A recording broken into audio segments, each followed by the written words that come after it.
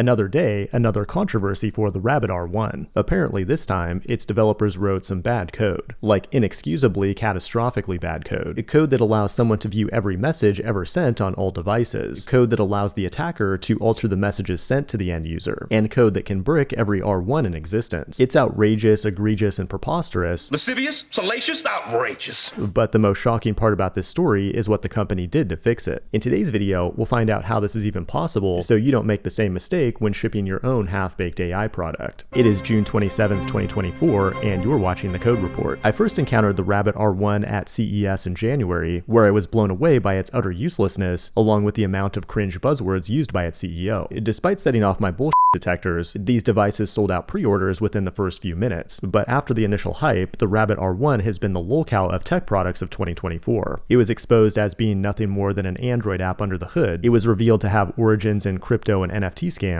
and when it actually shipped, it was even more useless than people imagined. But never in my wildest imagination would I expect their developers to make a mistake like this, hard-coding API keys directly into the codebase. This mistake was discovered by a group called Rabbitude, which is dedicated to reverse engineering the R1. According to their statement, back on May 16th, they obtained access to the Rabbit codebase, and inside that codebase, they found hard-coded API keys for 11 Labs, Azure, Yelp, and Google Maps. The most problematic one is 11 Labs, which is an AI text-to-speech platform.